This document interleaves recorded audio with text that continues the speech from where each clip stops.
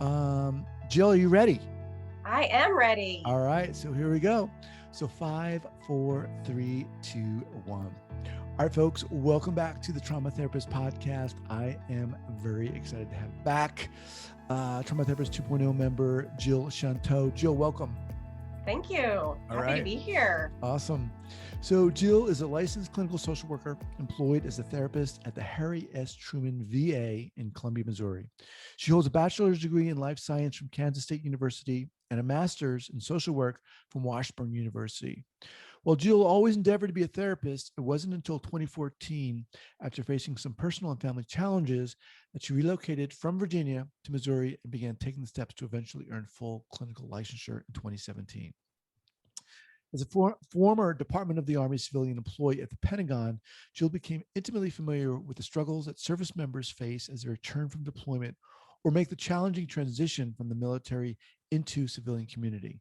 Now, with 5 years of experience at Veteran Affairs, Jill has spent a majority of her social work career serving service members, veterans, and their families. Awesome. All right, before we get going here, share with our listeners where you're from originally and where you're currently calling from. So I am originally from Manhattan, Kansas. So we are the Little Apple.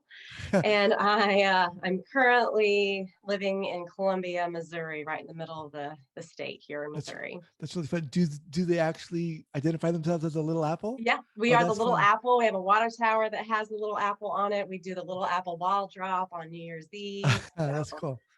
Yeah, born and raised in Manhattan, went to college there, worked out at Fort Riley, just outside of Manhattan. So awesome. Spent a good chunk of life there. Awesome. So let's dive into it here.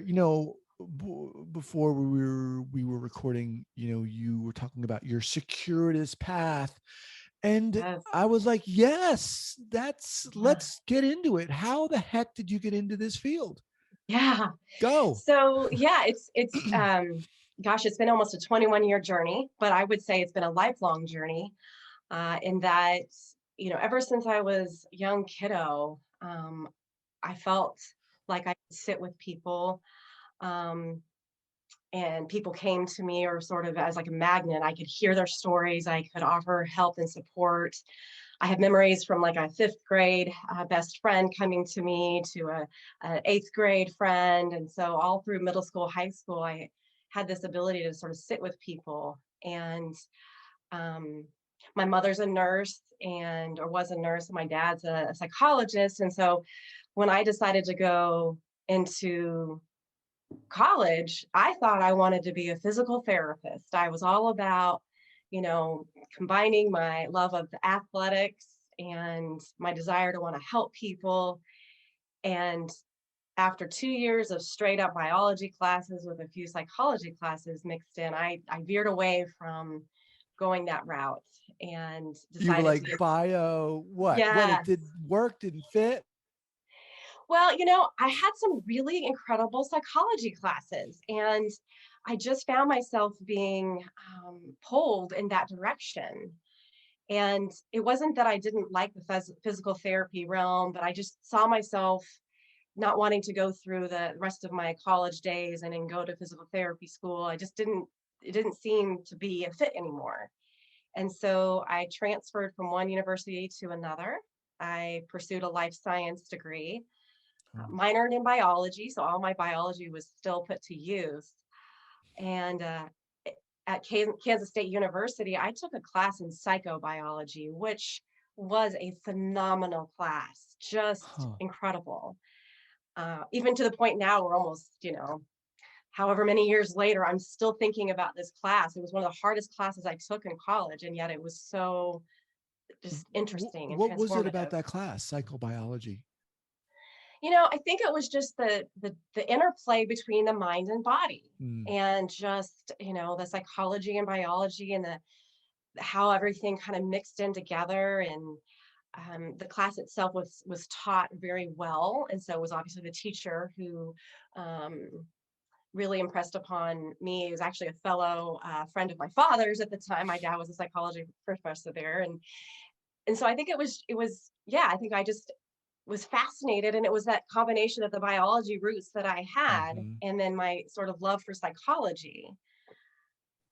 Strangely enough, though, a degree in life science didn't prepare me for a whole lot. In fact, I was working at a Bath and Body Works store at the time, and I was an assistant manager. And so when I graduated with that degree, I was helping people with buying lotions and, the self-care piece of that and the customer service oriented piece of it. I learned through that job the value of open-ended questions. Mm-hmm. And, not just can I help you? Yes, no, but what brings you in, or who are you shopping for? But a few months after earning my degree, I decided, this isn't really what I want to do with the rest of my life. And so I put my name in the hat for a volunteer coordinator position at a domestic violence agency, a nonprofit agency in Manhattan, Kansas, and not thinking that I would probably land an interview, just because I hadn't really had a whole lot of experience in nonprofit sectors. And I landed the interview and got the job. Wow. And yeah, Now yeah. that's a pretty So heavy duty domestic violence shelter. I mean, yeah, that's heavy yeah, duty. yeah. It really was heavy duty. And what was so fascinating about that job there is that as a volunteer coordinator, not only did I get to work with volunteers who served for our agency, but then I was working alongside of these really incredible social workers who would walk alongside of people, in the midst of their struggle, and offer options, empower them to make their own choices. And when I saw these social workers doing their jobs, I was like, that's what I want to do. Oh. I want to be one of them. And so after a year of working at this agency, I applied for and got accepted to a graduate school for clinical social work in Washburn University, so in Topeka, Kansas, an hour from where I lived. And I pursued that clinical social work degree and worked full time, got my degree part time. And yeah, so I got my clinical license. But then, interestingly enough, from that point forward, the way my career worked is I got further and further away. I sort of fell into more administratively aligned positions. Uh-huh. So after I got my clinical license, I landed a position at Fort Riley working as a lead victim advocate. Well, how did that, if I may interrupt here, Yeah, how did that happen? How did you fall into more admin type jobs? yeah. So after I earned my clinical license, or my clinical degree in social work, I thought I was going to go after my clinical license. And what ended up happening is right around the time of 2005, the Department of the Army and the Department of Defense were ramping up their efforts to ensure that they offered increased victim services to individuals who'd gone through domestic violence and sexual assault. And so, having had 5 years in the nonprofit sector, I thought, well, I'll take my experience and I'll go work out at Fort Riley. So I did that for a few years. It technically wasn't a clinical license, but it was okay. It fit what I was wanting to do at that time. And then on or about 2007, the contractor that I worked for, they were restructuring and they wanted somebody at their headquarters position in Falls Church, Virginia, to work for them who had worked in the field. And I had just gone through a divorce. I had lived in Kansas my entire life. So I was like, raise your hand emoji. I'll come out and work in Virginia. So I did. I moved across the country, and worked in that position for a little while. And I was a training specialist. Mm-hmm. So 6 months into that job, another position opened up in my contractor position, or my contractor agency, and I became a supervisor. And Wow. I was supervising folks in the field. So I was taking my firsthand knowledge of doing the work, and now I was supervising people. And I It did that feels very for organic, this it really was. process. At the time it was, right? At the time it was sort of just like one thing led to another, led to another. And I would say I kind of slid into these things. Like, it wasn't that I was searching for them, or that, I was unhappy with one job and went after another. It was just sort of happening. Mm-hmm. And then I think it was probably 2000, late 2007, I landed a position with the Department of the Army working as a transitional compensation program manager. So at the time, I was working as a contractor, and I got this opportunity to apply for a government position. Again, taking my experience in the field at Fort Riley, and then again as a supervisor, and then being able to apply it for the Army for the as a civilian or yeah civilian employee. And in this program manager position, I oversaw this program for the entire Department of the Army, Oh. and I did that for a good number of years. Now, And what's the yeah, Department of the Army as opposed to the Army? so it's the same thing. Okay. Yeah, yeah. It's probably my Army speak coming out. Okay. Okay. Because when I used to work, so I did work at the Pentagon for a number of years, and so there were different service branches, and so Department of the Army, and yeah, so I worked in this position for a long time, 2008 to about 2014. The position changed, and actually the location itself changed for the position. So I ended up taking another job, but I was still considered a program manager, a program analyst, really. And it was during that kind of phase of my life, I went through, my mother died in Oh 2008. wow. And then shortly thereafter, my grandfather, my paternal grandfather died. And then my maternal grandmother died, all in the time span of 1 year. Mm. And I was going through some struggles personally at that time. And I just was kind of having kind of moments of like, is this really where I want to be in life out here on the East Coast? And I had this great job, but it didn't really feel like it was as fulfilling as I hoped it would be. And it was during a developmental assignment. So I was chosen by my leadership to go basically allow another agency to borrow me and my skill sets. They wanted a social worker. I had my master's in social work, and it was during this 6 month developmental assignment where I worked closely with other federal government agencies to assist them in figuring out what they could do for service members, veterans, and their families. And it was during that time that I thought, oh man, there's this need to offer services to people who've experienced post-traumatic stress. And I kind of carved out sort of my own little area of expertise on this developmental assignment. So that was back in about 2011. After that assignment was over, I returned back to my job with the Army. And then I got sent to a month-long leadership training at Fort Leavenworth, Kansas, so in my backyard. Mm-hmm. And it was during that training that I had an incredible instructor just really pour into me. Mm. He knew I was a social worker, and he knew kind of a little bit about my job. He invited me to write something called a personal mission statement, which, I felt like I should know exactly what that is when he told me, hey, do you have one? And I said, well, no.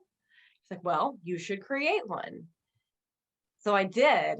And then as I looked at my words on paper, I realized I'm not doing anything that's on Mm. this mission statement. I'm not Wow. really carrying this out.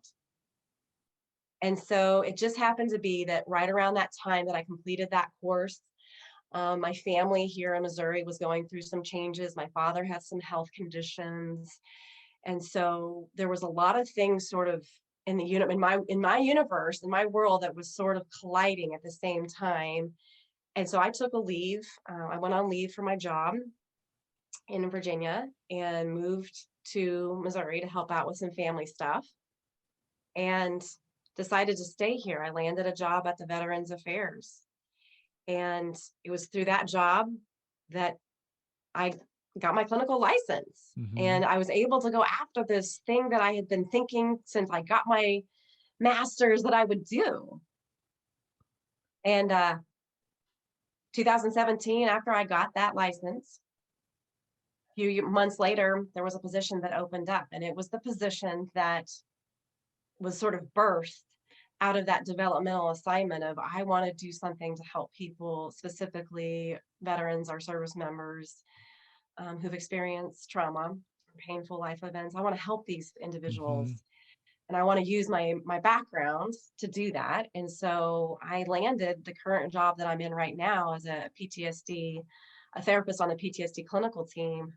I got that job in 2018, and so here I am 3 years later. Wow. Yeah. What a journey. Yes.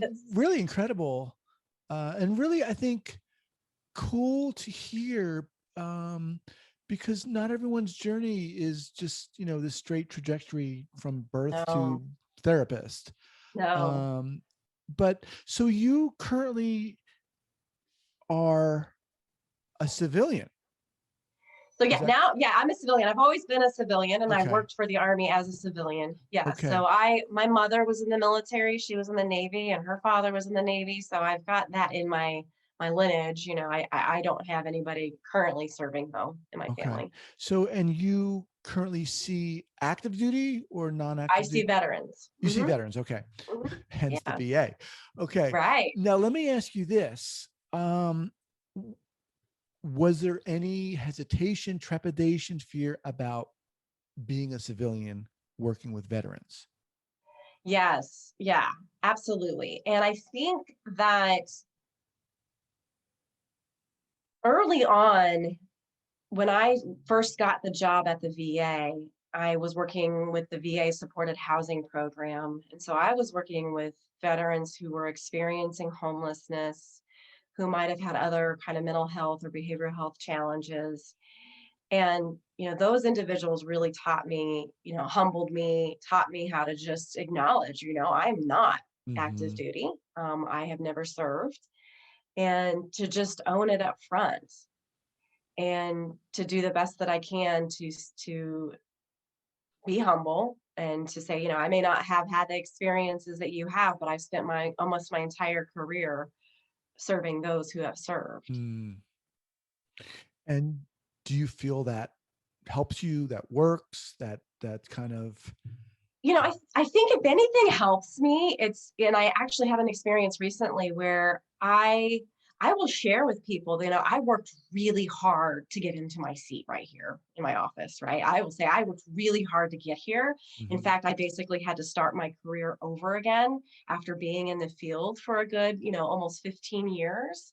I had to almost basically act like I was right out of graduate school in order to get my clinical license, in order to pursue the hours that I needed for that license. And so I think that actually will sometimes build credibility more than just acknowledging that I'm not a veteran or Mhm. service member, because then I think people realize that it's not just a job or a paycheck to me. Right. It's something that I aspired for and worked hard to accomplish. Mhm. So you specialize in PTSD, in trauma.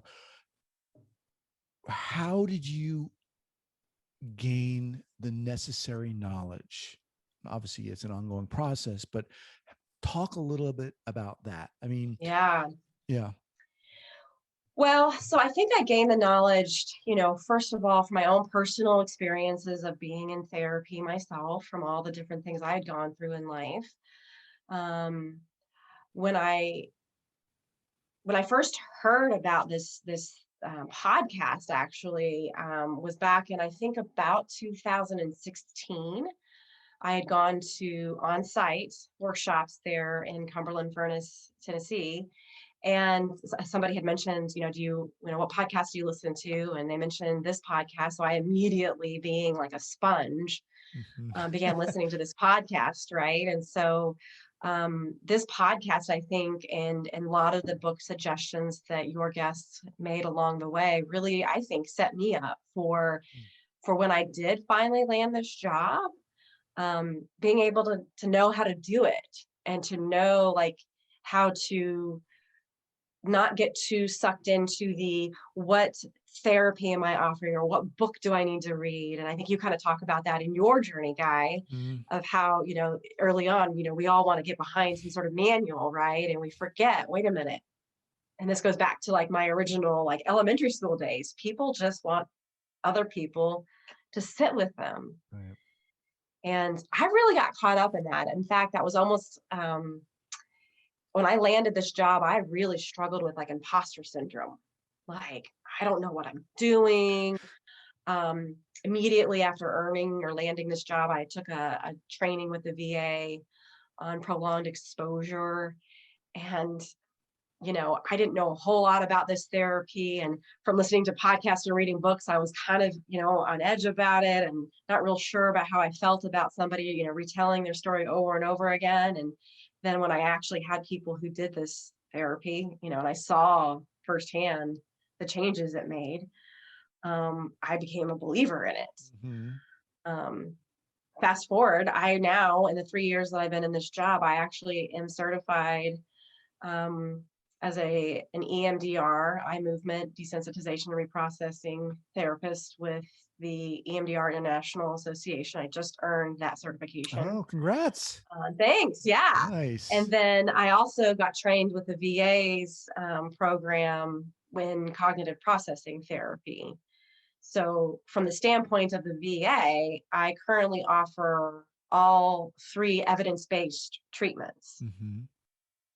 But boy, those early days of being in my job, they were rough because I just thought, I don't know what I'm doing. And I don't know if all the things I thought I knew how to do are if I can actually do them. Hmm.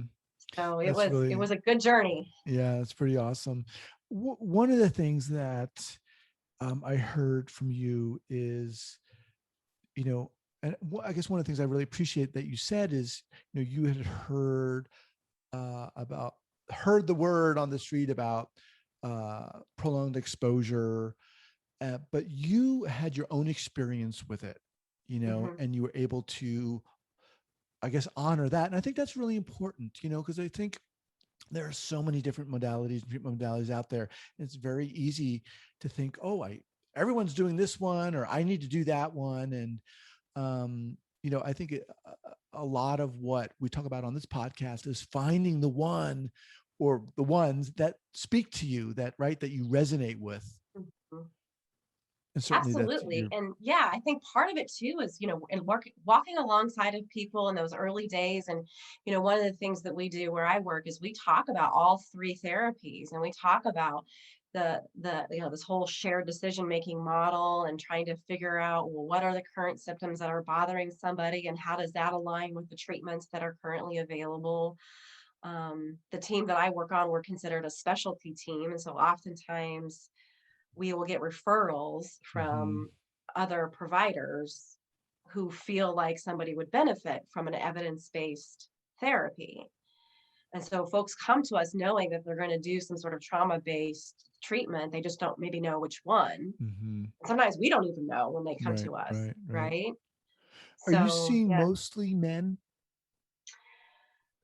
I would say it's probably 60-40, maybe 70-30 men. Okay. I see women, quite a few, but a majority men, yeah. Yeah. So you know, working with veterans is such a, it's a specialization in and of itself, right? Absolutely. There are a lot of people listening to this who haven't worked with vets, don't work with vets, but yet I think could benefit from gaining a little more insight into what it's like. What does the audience need to hear? What do you want them to hear about what it's like to work with veterans? Good question, Guy. I think one of the biggest things I would say is at the end of the day, we're all humans, right? Like we're all humans. We all have experienced different events. I think the veterans that I feel like I have who I've been able to sort of break through the barrier, right, with them as far as the trust goes, are the ones that I just acknowledge in the room, when I share who I am and I share my background. If it's a concern for them that I'm not a military person, I just bring it into the room. I don't Mm-hmm. ignore it. I don't try to gloss over it. And I think that earns their, I think, I don't know, I'd have to ask them, but I feel like that earns respect in that sense because it allows for us to be able to have an open dialogue about it. Mm-hmm. I also think that when I first landed my job at the VA, I would say, no, I've not worked with veterans before, but I've spent almost 15 years working with active duty service members and their families or on their behalf. And so I think just being really open and honest about where your experience is or where your background is, and being able to have a conversation about if there are concerns, what Hmm. they may be. Right. And I would say at the end of the day, most veterans have a belief that no civilian will understand them. And that may be true. Hmm. I also know that we as people know pain, right? We know pain, we know adverse life experiences. And so that's, the part where I try to spend, my efforts on is sitting with that. Yeah, I really like that. I mean, I really love how you were talking about, you know, bringing it right out into the open. This is my experience. No, I'm not a veteran. I haven't served, Yeah. but this is who I am. And I've worked Yeah. my ass off to get here. Yeah. Yeah. And I think that does go a long way. And I think that's really cool. And I do. I mean, of course, I think we've all heard that sentiment that, veterans feel, and probably anyone I think who's had a particular experience, who is in a particular subgroup, feels like if no one else is in that subgroup, they're not going to understand them. Right. But I think you hit it right on the head, where but we all experience pain and we can Yes. understand pain. Yeah. Yeah. And pain is pain at the end of the day. It's Right. that whole, we like to do comparative suffering. I mean, we all do that kind of to our own selves, I think, and then of course with each other. Yeah. But yeah, pain I is like pain. that. Yeah, it sounds like you're trying to find and honor that common humanity, Yes. Yes. that's so crucial, that's there in the room, in a sense. Um, so what? Let me. Okay, so you talked about from the get go. Yes. You had an affinity for being with people, for hearing them in their pain, in a sense. What is it now, Jill, do you feel, that allows you to sit with people's pain? I mean, because and PTSD that veterans have been experienced can be really hardcore. Yeah. So talk to us a little bit about what you feel that it is about you that allows you to sit there and hold that space for them.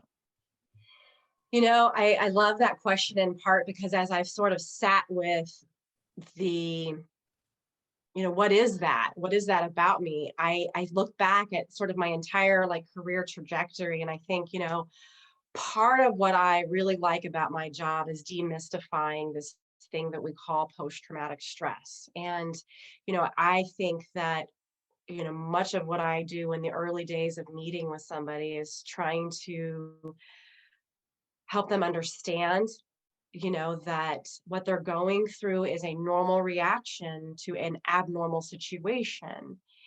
And so as I look back at my lifespan, I think, all the years in psychology and all my years of biology helped set me up to be able to explain to people how their Mhm. brains function normally. And then how do your brains function when you've gone through events? And right, the military, you can only get trained in so many different things before you get to a deployed situation. There's certain things that you just cannot be trained for, or events that you're not trained to see or respond to. And so I think when I work with people now, I think part of what I really like doing and what I see aha moments is when I'm able to say to help veterans understand, like, this is your brain responding to what happened to you in the past. And we can help you here in the present Mhm. be able to interact with that stuff differently. We can't erase it, but when we understand about the brain and what we understand about how the body and the brain work together, can help you interact differently in the present day experience. And so I feel like I feed off of that because, like, for me personally, understanding that in my own experiences in life was just huge, Mhm. and it very de-shaming.